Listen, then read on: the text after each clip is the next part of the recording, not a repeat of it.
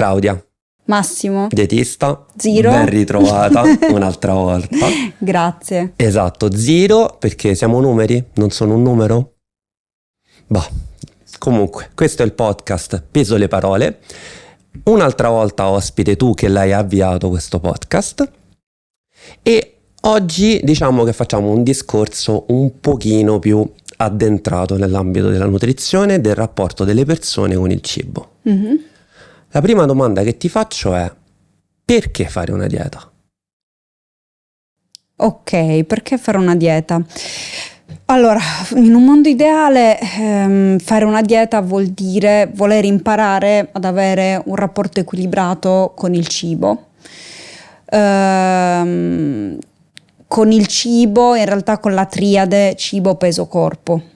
Però insomma fondamentalmente in questo caso, proprio nell'ambito della nutrizione, se pensiamo a una dieta, quello che mi viene in mente è questo. Poi cosa voglia dire, cioè quale sia il risultato di avere un rapporto equilibrato con il cibo, per me è secondario. L'errore che spesso si fa invece è di arrivare per il risultato, quindi perché voglio guarire da una cosa, perché voglio dimagrire, perché voglio mettere su massa, perché voglio migliorare le performance. In realtà queste sono tutte cose che vengono nel momento in cui uno ha un rapporto equilibrato con il cibo e uno stile di vita equilibrato. Quindi poi chiaramente a seconda di quella che è la persona, lo stato di partenza e di quello che vuole mettere in campo, si hanno dei risultati diversi, ovviamente, di quella che è la genetica, di quelle che sono le possibilità, eccetera.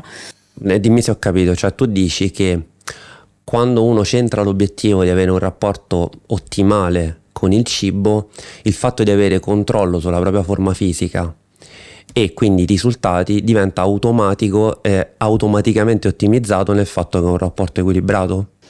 Sì, anche se io non parlerei di controllo, non si ha controllo sulla propria forma fisica. La forma fisica viene da sé, si modella nel momento in cui ho un rapporto e un equilibrio con la mia alimentazione e col mio stile di vita, il che vuol dire il movimento, il riposo, il recupero, la socialità anche, tutto il resto. Tutto questo poi porta ad avere una certa forma fisica che è determinata da quanto tu sei equilibrato, quanto in quale area metti più impegno e qual è la tua genetica di base.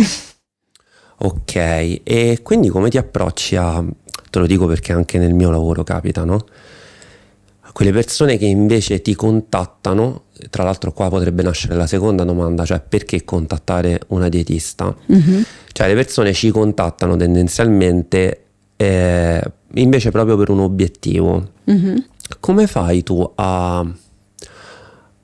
come ti posso dire, a scavalcare l'esigenza che ha il cliente, il paziente in questione, di arrivare a un determinato parametro che secondo loro è giusto raggiungere? Ma allora, non è sbagliato secondo me avere un obiettivo, perché comunque anzi ci sta avere degli obiettivi quantificabili che poi ti portano a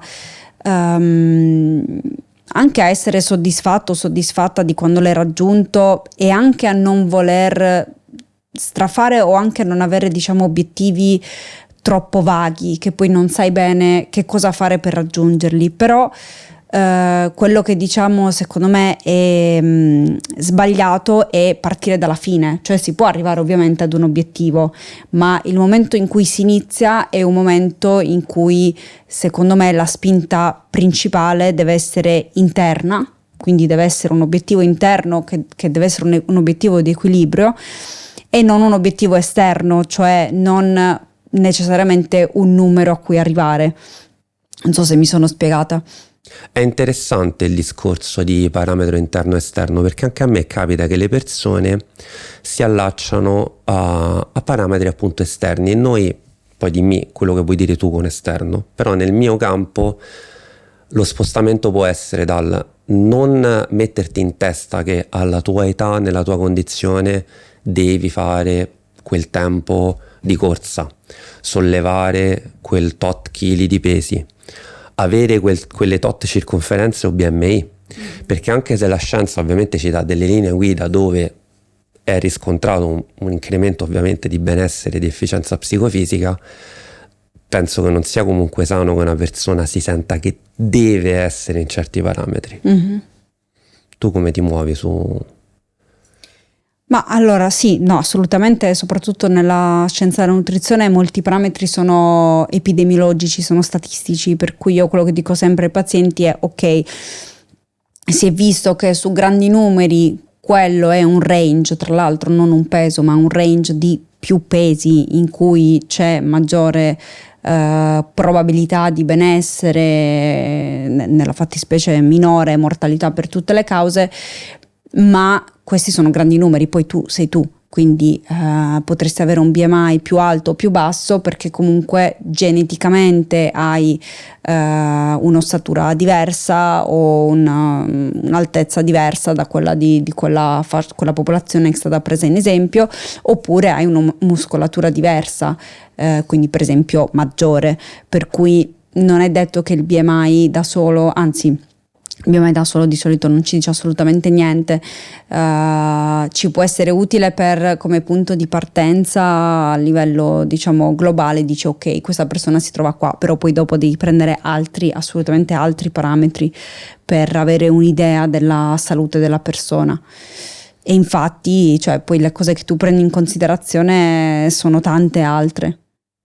Sì, in realtà pure nell'allenamento ovviamente i testi o comunque gli aggiornamenti e le pubblicazioni portano dei consigli, appunto dei dati che devono essere di guida per i professionisti. Quando li leggono i clienti, anche in allenamento diventa un pochino più complicato, perché nel senso, se hanno letto che un uomo adulto dovrebbe fare di squat, panca piana, che ne so, vari esercizi, tot peso. E a volte le persone che fanno questo discorso hanno situazioni di articolazione, di efficienza, di mobilità, di sonno, di alimentazione completamente diverse. E quindi dico, guarda, la cosa è spostarsi da qui a un altro punto. Però da questo punto a quel punto che dici tu ci sono tot cose che sono molto più influenti per la tua sensazione di benessere, sia nell'allenamento ma anche nella quotidianità. Quindi magari li porto a non incastrarsi su una cosa che hanno letto, ma a migliorarla, a migliorare tutta una serie di altre cose che poi porteranno talmente tanto benessere e sensazione anche di forza e di efficienza che non ci pensano neanche più a quel parametro. Tra l'altro questa cosa io la spesso discuto pure con altri professionisti, perché per esempio il mondo delle challenge provoca questo discorso qua. Cioè io ho saputo addirittura che ci sono state delle... un po' che non lo sento, però ho saputo anche di palestre che tramite le app fanno la challenge sugli esercizi, sul tempo del circuito, sui chili sull'esercizio e questa cosa, insomma, se tutte queste persone che metti nella challenge non le conosci personalmente, potrebbe essere secondo me molto pericolosa. Proprio perché sono parametri che rendono confronti e spesso, come dicevamo l'altra volta, le persone ci legano anche un valore proprio quando è solo ginnastica. Sì, no, questo è il problema dei parametri esterni o delle motivazioni esterne, che si rischia di legare quegli obiettivi ad un giudizio su se stessi. Quindi se tu raggiungi quell'obiettivo, che sia di peso, che sia di ripetizioni, che sia di circonferenze, quello che è, se tu non raggiungi quell'obiettivo, questo è un giudizio sul tuo valore, cioè non sei riuscito perché non ti sei impegnato, perché non l'hai voluto abbastanza, eccetera.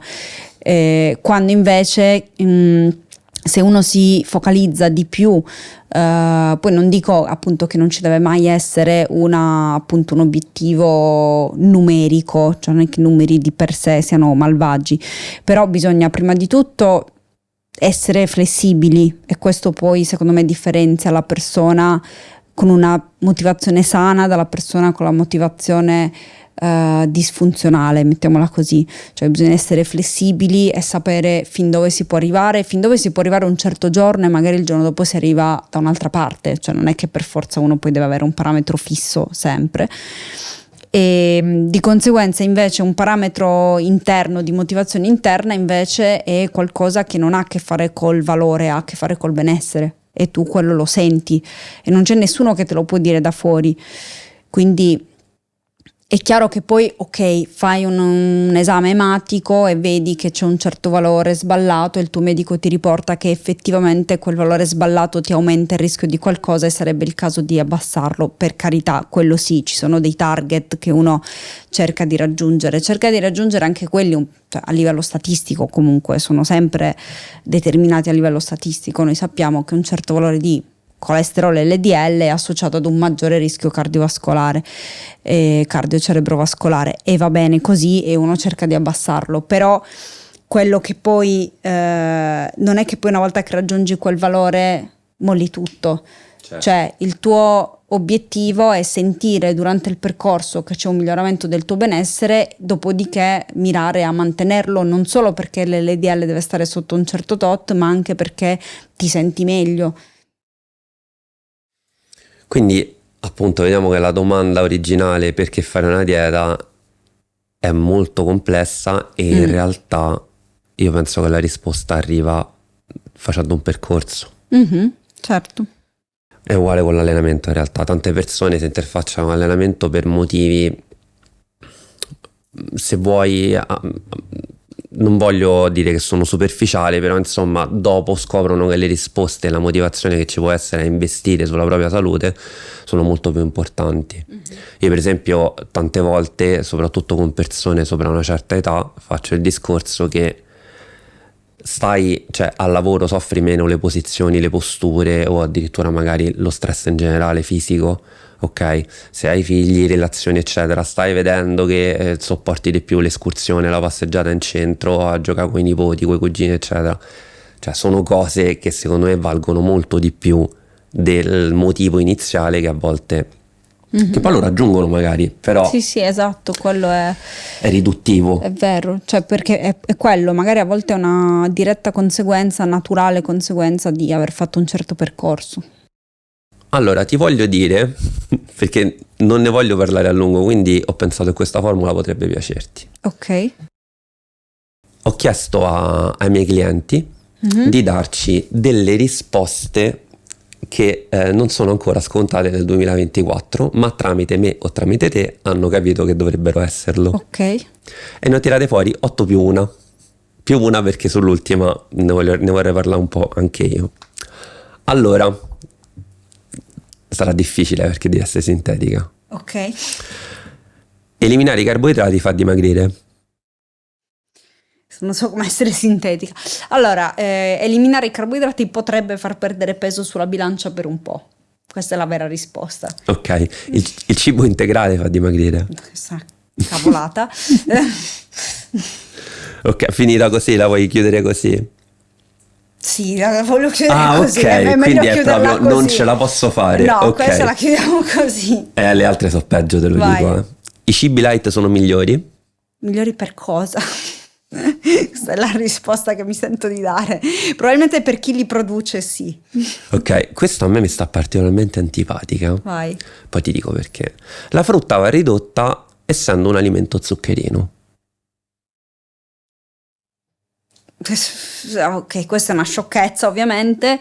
Vuoi argomentarla un po' di più? No, a me sinceramente, ma è una cosa che vedo che è ancora comune, sì. Ma a un certo punto ho detto cacchio, ma fammi aprire PubMed, fammi vedere effettivamente se nei protocolli attuali, anche nei diabetici eccetera, sta frutta la tolgono, e non accade. No, assolutamente. Le linee guida per la cura o comunque la cura del diabete, cioè che vuol dire anche prendersi cura, non è detto che poi si esca, ma si può anche uscire dal diabete tipo 2, non prevede di togliere la frutta, assolutamente, la frutta è prevista. Quindi sono tutte sciocchezze, c'è qualcuno che evidentemente ci marcia su questa cosa. Io lo sai che penso che sia anche un fatto di comodità, nel senso le persone tendono anche ad agganciarsi a alcuni luoghi comuni perché è comodo. Perché alcune persone trovano scomodo l'utilizzo di frutta pre o post pasto, merende, cioè come la metti, tante persone dicono ma mi scoccio di pulirla, sai se la porto in giro, a me non è inverno, si rovina subito, quindi secondo me c'è anche un po'... Ma apprezzerei di più che le persone mi dicessero questo, è scomoda. ok, va bene, prenditi una banana, cioè nel senso, poi io quando arriva questa obiezione io dico sempre prenditi una banana, prenditi un frutto comodo, però non accetto che si debba evitare perché è un alimento zuccherino, perché questo non ha assolutamente nessun senso, cioè proprio zero senso. La prossima è particolare, e lo zucchero bianco è veleno. Se così fosse saremmo tutti morti, forse siamo morti e non ce ne rendiamo conto, stiamo registrando, è tipo il sesto senso, non lo so. Ok. Che cazzate. Bio è meglio? Per chi? Di nuovo, forse per i produttori di bio. E esistono integratori dimagranti? In realtà no, no, non esistono integratori dimagranti. Però se fai 3 grammi di caffeina è talmente eccitante. Beh sì, ma allora esistono degli integratori termogenici, ma cioè io ho visto qualche dato, ti fanno tipo perdere, ti fanno bruciare 50 kcal, che non è niente, 50 kcal non è nulla, cioè fai 5 passi in meno probabilmente. No, ma poi io, Cioè in più. io le ho provate negli anni e io per esempio se ci sta un minimo di caffeina o guaranà non li tollero proprio, cioè mi si abbassa subito la pressione.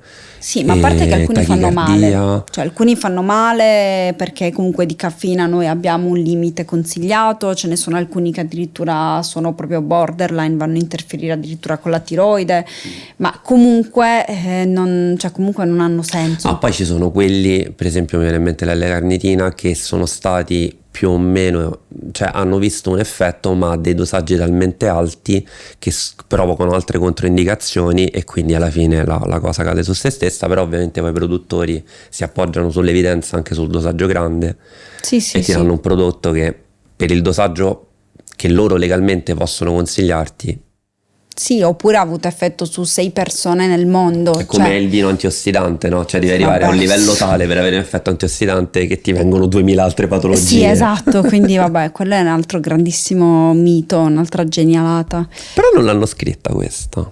Ah, questa è interessante. Questa forse ci dovremmo approfondire un po'. Tante proteine aiutano a dimagrire e fanno crescere i muscoli. Tu mi insegni che non sono le proteine a far crescere i muscoli, al massimo è lo sforzo muscolare, quindi tu te puoi pure abboffare di proteine, ma se non fai niente non cresci. E comunque oltre un certo limite le proteine non servono neanche in presenza di sforzo muscolare, quindi...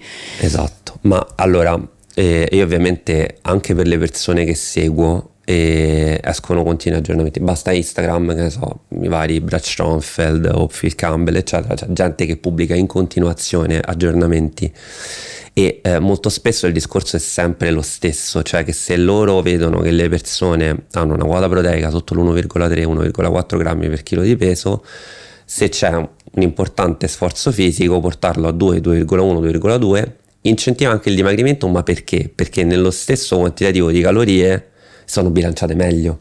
Ma sì, ma poi le proteine sono abbastanza importanti anche per la sazietà, però ti posso dire che io non conosco neanche una persona che si allena tanto e che sta sotto i 2 grammi di proteine per No, chilo. stanno tutti sopra. Non esiste. No, tendenzialmente stanno tutti molto E anche sopra. le persone che non si allenano, comunque è davvero raro, in tutti questi anni mi saranno capitate 3 persone che non assumono abbastanza proteine, ma è rarissimo che... Ma tra cioè, l'altro tu lo sai perché è così forte questo luogo comune?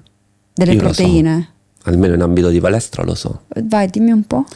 Perché se tu le esageri, aumenti comunque le scorie azotate e generale l'infiammazione. E quindi se il tipo di ipertrofia, quella chiamata sarcoplasmatica, quindi dove il muscolo richiama ritenzione intracellulare, diciamo, aumenta. Quindi tu effettivamente ti gonfi. Ok. Perché aumenta l'infiammazione. Cioè, sopra una certa soglia l'ipertrofia è sempre un fenomeno infiammatorio, però sopra una certa soglia, se vuoi continuare a crescere, devi per forza aumentare in maniera rilevante l'infiammazione. Ovviamente non ho detto che lo sto condividendo, però il fenomeno è nato così. Aumento l'infiammazione, faccio più ritenzione intra, raccolgo più acqua, quindi tutte cose che non sono benessere, però... cresco pure là tra virgolette, perché tante persone anche in ambito sportivo dicono se avviene tramite un aumento di acqua e di infiammazione non è una vera e propria crescita muscolare, perché dovrebbe essere miofibrillare. Vabbè, lì è un mondo infinito. Poi questa ti incacchi. Se non conti le chilocalorie non puoi avere controllo. Sì, penso che il controllo sia sopravvalutato, quindi comunque no, dai raga, ma che vita è? Cioè, io sicuramente non conto le mie, non ho la più pallida idea di quale sia il mio intake, né mi interessa, e cioè non penso che sia. Non penso, io non dico a nessuno dei miei pazienti che diete faccio, diciamo, di quante kilocalorie, né il loro fabbisogno, né il loro metabolismo basale, né di quanto è la dieta, cioè non penso che sia il loro compito. Io lo so perché è il mio lavoro, ma per esempio di me non lo so, né mi interessa. Allora, guarda, io non le conto da diversi anni, però io cerco sempre quando parlo di alcune cose sulle quali ho cambiato punto di vista negli anni, cerco sempre di immaginare come potrebbe rispondere il me di 10 anni fa. Vai. E mi direbbe questo, non le conti, perché negli anni scorsi, in adolescenza, eccetera, eccetera, le hai contate diverse volte e quindi automaticamente hai molto, tra virgolette, controllo, cioè riesci a capirle a spanne senza contarle. E se fai invece educazione alimentare è la stessa cosa. Se tu ti affidi a una dietista che ti insegna... Lo fa lei per te? Sì, ti insegna, ma non ti insegna la storia delle calorie, ti insegna come si... Cioè, contare le calorie è la stessa cosa che capire di cosa sono fatti gli alimenti, perché la prima cosa che ti dicono, che ti dice chi conta le calorie è ma da quando le conto ho capito che il miele ha gli zuccheri e non i grassi, ti dico una cazzata, ma ti assicuro che a me l'hanno detto anni fa una persona grande di età, ma non proprio anziana, mi disse no, il miele no perché è molto grasso. E lì capisci che ci sono persone che obiettivamente non hanno la più pallida idea di come sono composti gli alimenti. Ok, ci sta, ma c'è bisogno di calcolare le calorie o hai bisogno di una persona che ti fa educazione alimentare? Nel momento in cui hai fatto un anno di tanto di percorso di educazione alimentare, tu non hai capito di come sono composti i cibi. Allora, se non l'hai capito, o stavi con una dietista o un dietista che non era in grado di insegnartelo, o a te non te ne fregava realmente niente, preferiva avere i numeretti. Però i numeretti ti imprigionano, perché poi quando non conti una roba, che fai? Ah, ma questo per esempio anche in allenamento è tipico di persone che al di fuori dei cosiddetti log, cioè i diari del peso, delle pause, eccetera, quando arriva un momento che poi si fa, cioè non è una cosa, sai, alcune cose noi, come dicevamo l'altra volta, sono innovazioni, cioè si coltiva il rapporto umano, un'educazione, se passami il termine, anche psicologica per aumentare il livello del mestiere, no? Però anche prima di essere così sensibile, eccetera, i preparatori atletici ti insegnano che a un certo punto devi lavorare anche a sensazione, RPE o comunque a percezione dello sforzo invece che basarti sui numeri e sulle pause. E alcune persone sono talmente infastidite di questa cosa che si fanno appunti di nascosto, cioè si fanno comunque calcoli mentali e te ne accorgi perché si ricordano pesi o sessioni precedenti, pause precedenti, o magari fanno la pausa a sensazione, però poi ti dicono quanto è passato, è a sensazione, cioè non lo devi sapere, però poi magari capita che c'è orologio in sala. Ma questo è il problema del controllo, che una volta che tu prendi troppo controllo poi non riesci più a mollarlo, quindi anche quando il coach o la dietista ti dice ok adesso vai, molla gli ormeggi, vai senza controllo, tu ormai l'hai talmente preso il controllo che hai paura di navigare da solo senza le rotelle, che ci sta, è normale, però se magari partivi dall'inizio con la bici a 2 ruote anziché a 3 cadevi un po' di volte, però poi alla fine... Sì, che poi discorso, c'è stata anche la psicologa, la dottoressa Mariani nel podcast. E c'è anche un fatto che tanti di noi hanno un conflitto con le figure autoritarie. Che succede? Che ovviamente il coach o il nutrizionista, sai, questo ne parleremo nel prossimo episodio che c'è una specie di quiz carino, però sai il classico camice in vista, spille dell'albo ovunque, dietro 2000 diplomi, eccetera, eccetera. Quella è per forza un uniforme, è un'autorità. E quindi le persone che si agganciano così tanto all'autorità, alla regola, ti dicono, ma se tu non mi dai le pause, i chili, le calorie, i grammi, io mi fermo.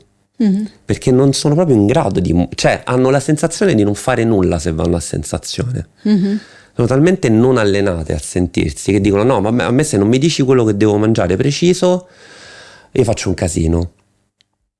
Ma vabbè, penso che sia abbastanza pericoloso, cioè tu non puoi stare con un professionista tutta la vita, quindi a una certa ci dobbiamo salutare. Che facciamo quando ci salutiamo? Come vai da solo, da Questo sola? ti spiega perché noi siamo poveri. Esatto, perché non riusciamo ad agganciare i pazienti, siamo poveri, perché la gente se ne va, anzi tempo per andare dalle persone che gli fanno lo schemino e dicono lunedì fai così, martedì fai così, salvo poi incastrarsi da soli perché mercoledì non hanno il riso e i carciofi che gli ha scritto la dietista e che quando l'hanno chiamato hanno detto no, i carciofi assolutamente non si sostituiscono con niente, si sa per quale motivo. Quindi pizza e cicoria della tavola calda sì, con a quel punto 3 sì, cucchiai di perché olio. poi dici tanto vale, capito, siccome non posso sostituire riso e carciofi con pane e spinaci, perché la dietista mi ha detto che il mercoledì è quello, come se il tuo corpo sapesse che è mercoledì e che bisogna processare quegli alimenti là, allora tu dici vabbè, tanto vale, dato che comunque sbaglio a fa pane e spinaci, tanto vale che mi faccio la pizza con la scarola. Sbaglio.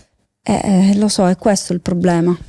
L'ultima, Vai. la più 1. Quella brutta o bella? No, quella non più so. interessante per Ok. me. Più ti alleni, più dimagrisci. Questa rispondi tu, io non lo so. Vabbè, però anche a livello di consumo, cioè più consumi, più dimagrisci? Più consumi intendi più ossidi? Cosa intendi per Allora, consumo? vabbè, perché tu sei troppo tecnica. Vabbè, ecco, c'è da spiegare che lo sforzo fisico non è necessariamente portatore di ossidazione dei grassi, cioè di dimagrimento, anzi, praticamente mai. Nel senso, il corpo ti allena, ti dà delle qualità, ti mette in delle condizioni per la quale tu, come abbiamo detto nel primo episodio, sei più bravo a dimagrire. Però c'è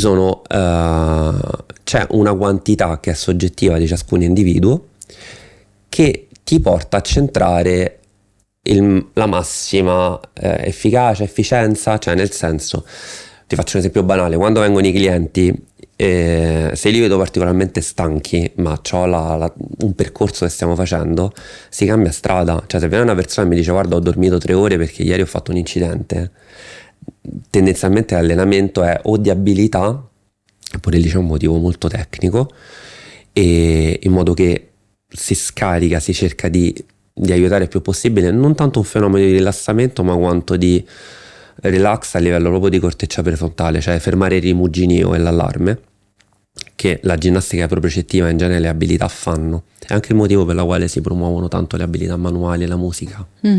Cioè se tu impari a suonare uno strumento non puoi rimuginare sul lavoro. È una cosa che mescola nel cervello un'area che riguarda il linguaggio, un'area che riguarda il calcolo e la parte sensoriale, le fibre nervose di tipo C. Quindi per le attività di rimugino è devastante in senso buono, nel senso se tu stai lì con la testa che frigge è molto impattante. È anche il motivo per la quale anche persone che si allenano tantissimo, cariconi, sforzi disumani eccetera, se li metti su una gamba a fare un giochino di equilibrio scapocciano, detto proprio in romano, cioè vanno proprio fuori di testa, ti dicono guarda fammi fare 200 kg di stacco, fammi fare le ripetute a 20 all'ora, ma sta roba mi uccide, perché l'impegno a livello sensoriale e cerebrale è altissimo. Detto questo, appunto c'è un consumo che può essere anche solo di glucidi, spesso sono glucidi proteine, è una micro parte di grassi che poi dipende dal quoziente respiratorio, ma è un discorso complicato, però insomma a seconda dell'intensità e il rapporto tra intensità dell'esercizio e recupero si può centrare un giusto stimolo. Superato quello stimolo andrai a catabolizzare massa magra, quindi perderai massa muscolare, aumenterà lo stress ossidativo e l'infiammazione, che ti peggiorerà il recupero, che è la cosa che è più importante per il dimagrimento. Infatti ti ricordi il luoghino comune che girava tanto, che in realtà è vero, che si dice che l'attività che fa dimagrire di più è il sonno. Ovviamente come quantitativo se fai il discorso calorie bruciate non sono tante, ma quelle pochine sono molto a discapito di grassi, perché il quoziente respiratorio nel sonno dovrebbe essere teoricamente molto a favore dell'ossidazione. È anche il motivo per il quale c'è il luogo comune della camminata veloce. Intensità bassa, consumi poco, ma di quel poco che consumi prevalentemente sono grassi. Poi il luogo comune è stato smontato perché si possono fare cose molto più efficienti se la persona vuole, ci si diverte al tempo. Perché pure lì, allora un cammino? No, se puoi fare solo quello, cammini. Sì, esatto. Perché sennò c'è la cosa come mi hanno detto che devo fare questo allenamento a quest'ora con queste pause, mangiando così. Lo puoi fare? No, lavoro, c'ho i bambini, eccetera. Ok, vai a camminare. Certo. No, ma la camminata in realtà non serve a niente. Vai a camminare. Certo. Quindi pure lì è un discorso secondo me, anche di evoluzione professionale. L'ultima domanda che ti faccio in questo episodio è, dopo aver visto il perché e il per come, diciamo, dei luoghi comuni che secondo noi dovrebbero essere abbastanza scontati e superati, ecco, ti chiedo, tu al punto in cui sei arrivata consiglieresti di rivolgersi a te stessa?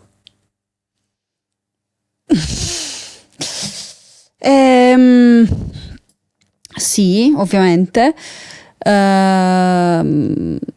Lo consiglierei a persone che sono, diciamo, in una o in una fase della vita o in uno spazio, in un momento in cui hanno equilibrato magari altre cose della loro vita. Cioè ci sono persone che hanno anche iniziato magari un percorso con me, ci siamo rese conto, o io o entrambe o entrambi, che c'era anche qualcos'altro da risolvere, che poteva essere di matrice più prettamente psicologica, e io ho sempre consigliato di rivolgersi poi a uno psicologo, una psicologa, e a volte questo è andato a discapito del percorso alimentare, perché se bisognava scegliere, non che non si possano fare contemporaneamente, però ci sono persone che obiettivamente hanno la possibilità di seguire, la maggior parte delle persone ha la possibilità di seguire solo uno dei percorsi, anche per motivi economici e o di tempo, e quindi io ho consigliato assolutamente di privilegiare quella parte là, perché c'è un po' una scaletta, secondo me, di cose, diciamo, da privilegiare per raggiungere un equilibrio. Quindi una persona che magari sta combattendo con una dispercezione corporea importante, per esempio, oppure una persona che ha una o più patologie psichiatriche che non consentono di lavorare all'equilibrio, con un certo equilibrio, cioè nel senso che comunque si trova in una situazione delicata in cui sicuramente si può anche fare un discorso nutrizionale, però sarebbe comunque prioritario un discorso di tipo psicologico. Allora quelle persone non è il caso che vengano da me, onestamente, semplicemente perché io potrei solo aiutarle in un certo ambito della loro vita e del loro percorso, ma non in quello in realtà più importante, preponderante. E tutti gli altri e le altre, secondo me sì, cioè secondo me io lavoro in scienza e coscienza con dei piani alimentari che non sono per tutti e tutte, però in realtà sono per tutti e tutte, cioè molte persone, non tantissime, però molte persone, una buona parte delle persone che viene da me ha idea di fare un certo percorso un po' più rigido di quello che io propongo e di quello che io faccio. E poi magari appunto si perdono o ci perdiamo perché appunto io non sgrido, non do i compiti per casa, Sono pochi confini. Sì, esatto. È il discorso delle regole. Sì, esatto. E quello mi dispiace, ma ciò nonostante non mi sento di dire che queste persone non dovrebbero venire da me, perché a mio parere, se no non lo farei, diciamo non userei questo sistema, a mio parere quel tipo di dieta non è funzionale e quindi continuerò a non farla, nonostante per me sia più difficile fare un percorso alimentare come lo faccio io, e sia molto più faticoso poi seguire il percorso delle persone. Però ecco, non lo cambierei, e credo che queste persone comunque dovrebbero venire da me, perché quello che cercano in realtà è un percorso appunto un percorso alimentare, non è una dieta, ecco. Sì, io poi trovo, magari nella nutrizione non è la stessa cosa, però nell'allenamento succede che poi quelli interessati più ai parametri, alla rigidità, alle tabelle sull'obiettivo, eccetera, se fanno un percorso fatto bene, dopo ti ci ritrovi. Cioè, nel senso, se abbiamo fatto tutta una serie di cose, abbiamo messo a posto di postura, di efficienza, tu adesso dormi meglio, gestisci meglio, tutta una serie di cose che riguardano il tuo sforzo fisico, poi ci rimane imparare e apprendere nuove cose, che non ti dico che è il percorso che loro volevano all'inizio, però spesso le cose si assomigliano, ma solo dopo, Sì, perché stai bene. E quindi, ok, vuoi giocare, imparare sto movimento nuovo? Adesso, oggi, dopo un anno e mezzo di lavoro, la tua schiena, la tua spalla, le tue anche te lo permettono in questa modalità magari, facciamolo. Cioè, alla fine ci sta effettivamente un lavoro che può essere un pochino più rigido, però magari nella nutrizione è il contrario, cioè una volta che sei educato a livello alimentare ti interessi proprio del dettaglio. sì, ma diciamo che allora, il percorso alimentare a un certo punto deve finire. Non è che si può lavorare all'infinito sull'alimentazione. Io lo dico sempre ai miei pazienti, io spero, va contro diciamo il mio interesse lavorativo, ma io spero che i nostri percorsi durino sempre il meno possibile, e una volta che e durino un tot, cioè nel senso a un certo punto noi ci dobbiamo salutare, basta, cioè io non ti servo più, perché ormai hai trovato il tuo equilibrio, ti riesci a districare in tutte le situazioni, nella settimana piatta, nella settimana roller coaster, nel matrimonio, nelle feste, nella vacanza, il weekend, non il weekend, eccetera, eccetera. Quindi quello è il momento in cui noi non ci dobbiamo più vedere né sentire, va bene così, non sono tua madre, tu non sei un bambino o una bambina, non devi sapere da me quello che devi fare nel momento in cui impari a destreggiarti. Quindi comunque non si lavora all'infinito, però si lavora sino a un certo punto che è di equilibrio, e non necessariamente il punto, ritornando diciamo chiudendo il cerchio rispetto a come abbiamo iniziato, non è necessariamente il punto in cui la persona ha raggiunto quello che pensava essere il suo obiettivo. Ora io non so se posso parlare di questa cosa, ma noi abbiamo avuto una paziente barra cliente in comune, e non so se tu ti ricordi che quella persona ci disse: io voglio perdere 5 kg entro questo tot. Io dissi: vabbè, ok, me lo segno, però insomma vuoi stare meglio, vogliamo lavorare sul tuo benessere? Sì, ho detto ok, potrebbe essere, non lo so perché io non sono Dio, quindi non so come reagirà il tuo corpo, potrebbe essere che il tuo corpo raggiunga veramente questo peso che tu ti sei messo in testa, però lavoriamo, io ti aiuto a equilibrare il tuo pattern alimentare, Massimo ti aiuta ad equilibrare il tuo movimento e vediamo cosa esce fuori. Questa persona raggiunse veramente quel peso entro quella data che si era data, quindi pazzesco, e dopo ha mollato tutto. Perché? Perché aveva raggiunto quell'obiettivo e dopo non sapeva più cosa farsene di questa cosa qua, quando non avevamo raggiunto assolutamente l'obiettivo del benessere. E infatti si è visto che non si era raggiunto, non c'era un obiettivo, cioè non si era raggiunto un equilibrio, perché c'era ancora molta volontà di avere delle regole, molta volontà di avere quelle cose che secondo me sono inutili. Ogni mese mi cambi il piano alimentare, ma perché? Ma che cambia?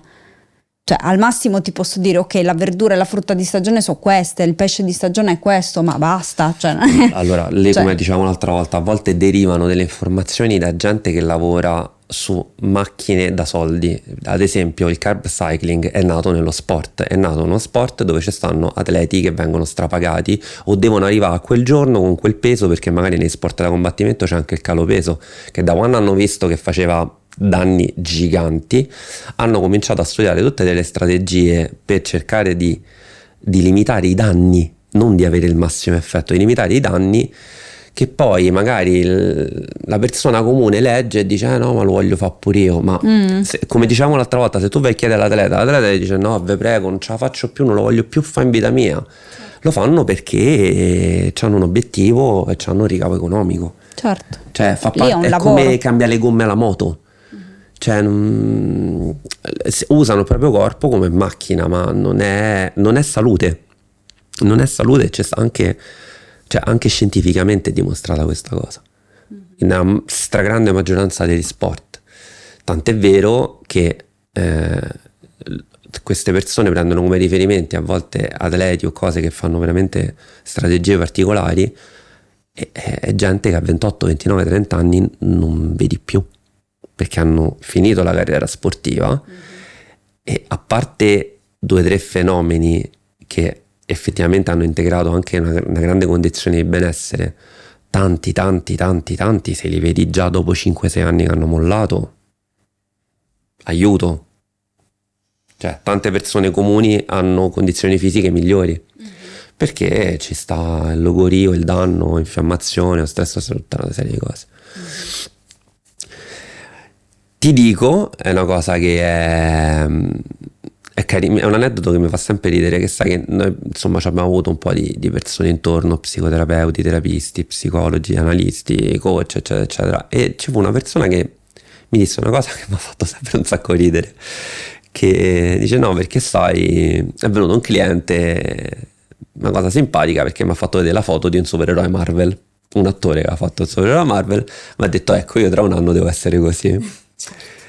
E il consiglio ovviamente goliardico era: beh, digli che se lui domattina si sveglia così si butta di sotto. Perché qual è il senso? Tu ti racconti che se hai quelle gambe, quelle spalle, quel torace, succederanno delle cose. In realtà poi ti rendi conto che tu quelle cose le vorresti senza una condizione, senza un ricatto estetico. E quindi subentrerebbe uno stato di profondo malessere. Cioè è come, io faccio un altro aneddoto carino, se Willy Coyote prende Bip Bip, finito, cioè una depressione. Finito il gioco. Cioè, qui qual è il discorso? Tu pensi che dici: no, io voglio essere così, perché pensi che succedano delle cose magiche, ma se disgraziatamente dovesse accadere che tu domattina ti svegli col fisico dei tuoi sogni. Ma secondo me questa cosa spesso io la risolvo, perché non è che non succeda neanche a me, succede. La risolvo chiedendo: ok, una volta che sei così, che succede? Sono felice. Sei sicuro che sei felice? Cioè, che altre condizioni nella tua vita migliorano? Troverai più amore per questo fisico, quindi vuol dire che questo è un ricatto emotivo da chi si innamora di te per questo fisico, e quando poi tu questo fisico gioco forza non ce l'avrai più, perché invecchierai e sarebbe anche ridicolo che tu avessi questo fisico, che succede? Oppure vuoi i soldi con questo fisico? Bah sì, se diventi un attore o un'attrice forse sì, però dipende anche. Beh, mi ha fatto pensare una cosa, non so se te l'ho mai raccontato. A me mi contattò una persona che, a seguito di una patologia molto grave, aveva cambiato in maniera, cioè la forma fisica era cambiata in maniera molto particolare. Ed era successo che questa persona è entrata in una crisi di coppia. E in questa crisi di coppia gli era stato detto che se riprendeva il fisico si sarebbe riabilitata tutta una certa sfera della vita di coppia. Mazza. E io ci ho pensato un po' e ci ho parlato, gli ho detto che secondo me questa cosa era pericolosa e non servivo io, ma tutta un'altra sfera, e che poteva essere messo in parallelo, ma fondamentalmente io ho detto: se ci sto solo io a lavorare su questa situazione mi rifiuto. Infatti non l'ho più vista, purtroppo. Però ecco, quello è... Sì, vabbè, questo è mettere un cerotto su una situazione che di per sé si sta sgretolando, e il problema è che tipo di cerotto ci puoi mettere sopra. Però tanti colleghi ti dicono: io faccio il mio. Sì, lo so, io faccio il mio, sono pagato per questo, io lo so fare, quindi lo faccio. E vabbè, qua entra in gioco l'etica personale. C'è un sacco di gente che ci si pulisce con l'etica, e vabbè, dipende da quello che ti fa dormire la notte. Quello è legittimo. Com'è legittimo criticarlo, cioè io sono una grandissima criticona e mi arrogo il diritto di criticare, mi arrogo il diritto di fare le mie scelte etiche e quindi di essere povera, però anche di criticare chi non fa queste scelte, cioè è un paese libero. Allora, questo episodio è giunto al termine. in questo appunto abbiamo voluto fare una panoramica un minimo più addentrata in che consiste effettivamente rivolgersi a una dietista, secondo me, innovativa, moderna e efficace nel 2024. Ci sarà in altri episodi, lo sai che ti ho invitato per fare altre cose. Nel prossimo episodio che ti riguarda parleremo proprio di responsabilità divulgativa e di modelli comunicativi che ci piacciono e che non ci piacciono. Cioè avrò una specie di quiz che ti divertirà un sacco, dove vediamo effettivamente se questi modelli di comunicazione li troviamo efficienti o pericolosi. Ok. Poi ricordo a chi segue il podcast che nel prossimo episodio invece di Peso le parole ci sarà Luca Martorelli, che è un preparatore atletico di kickboxing e ha fatto diverse docenze anche per scienze motorie. Ha scritto anche 2 libri, tra l'altro. Questa forse era la cosa. Il primo libro che ho comprato di preparazione atletica è suo. E grazie ancora. Grazie a te. Alla prossima. Alla prossima.